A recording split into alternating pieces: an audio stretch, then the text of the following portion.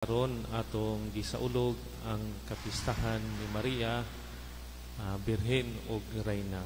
Ug usab karon atong gihandom ang death anniversary ni Bishop kanhing Bishop Charles Van den Oeland MEC. Maigsoon karon gisaulog nato ang kapistahan sa pagkarayna ni Maria.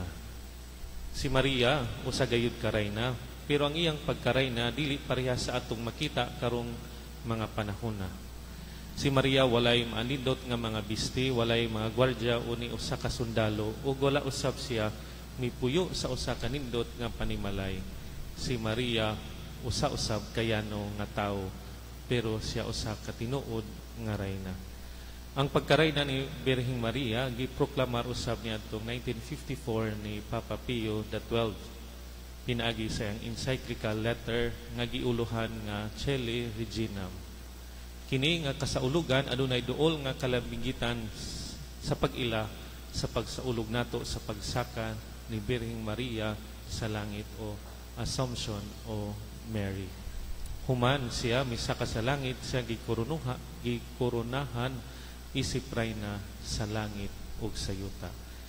Ang pagkarayna ni Birheng Maria nahibasi usab sa mao gihapong pananawon ni San Juan Evangelista sa pinadayag.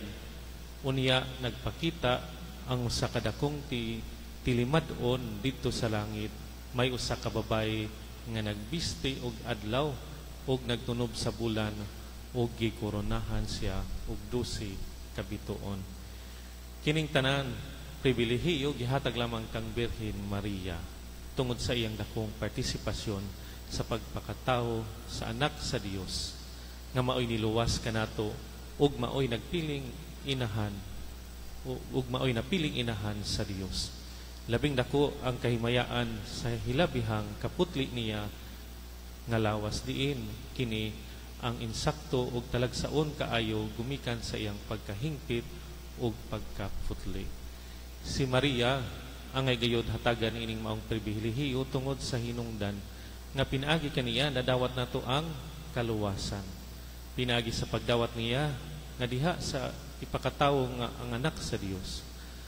Diha kaniya kuhaon ang lawas ug dugo nga maoy gibuhat nga instrumento aron ang maong lawas ug dugo nga iyang giula maoy niluwas kanato sa kaulipon sa sala. Kung wala gidawat ni Maria ang maong tawag sa Dios, siguro hangtod karon wala pa nato madawat ang lihok sa pagpangluwas. Apan dili gyud kana mahitabo kay si Birheng Maria apil na sa plano sa Dios, sukat pa sa daang tugon. Ang atong ebanghelyo karon mga igsoon maingon bahin sa pamatasan ug kinaiya ni Maria. Una, si Maria usa ka modelo sa pagkamagtotoo. Ikaduha, andam moalagad sa uban. Ug ikatulo, modelo sa pagkamapaubsanon. Una, si Maria usa ka magtotoo. Siya adunay mga pangutana bahin sa plano sa Ginoo apan wala niya ni gisalikway. Mituo siya sa atong Ginoo bisan pa sa kaguol ug sa mga pangutana nga iyahang mga debate.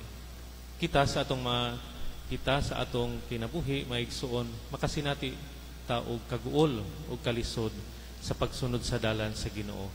Daghan ta og mga kalibog o mga pangutana sa atong pagsunod kaniya.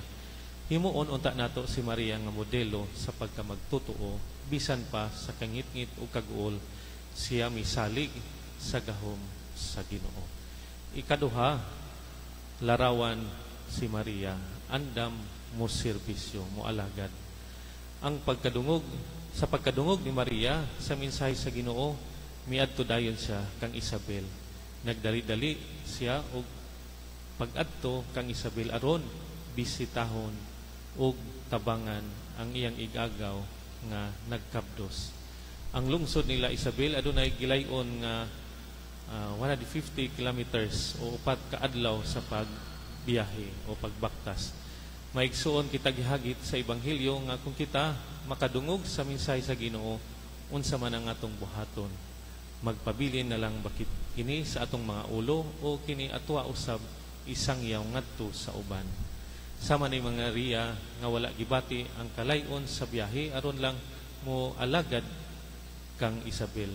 Kita pud unta sa atong paglawig dinhi sa kalibutan, dili unta kita makapoy sa pagtudlo ug pagsangyaw sa atong mga kaigsuonan. Ikatulong, larawan ni Maria ang pagkamapaubsanon. Si Maria modelo sa pagkamaubsanon tungod kay wala siya nagpakita og garbo nga siya mamahimong inahan sa atong Ginoo. Siya nagpabilin nga simple og yano sa mata sa tanan. Usahay sa atong kinabuhi, mga igsuon, aduna tay kinaiya na magpagarbo sa atong mga binuhatan o sa atong mga buhat. Magpabilin unta kita nga mapaubsanon sama ni Maria. Sa katapusan, ang pagkaray na mga igsuon dili lang material nga butang, himuon unta nato nga sumbanan si Maria sa iyang pagkaray na sa atong pag-alagad ngadto sa Ginoo. Amen.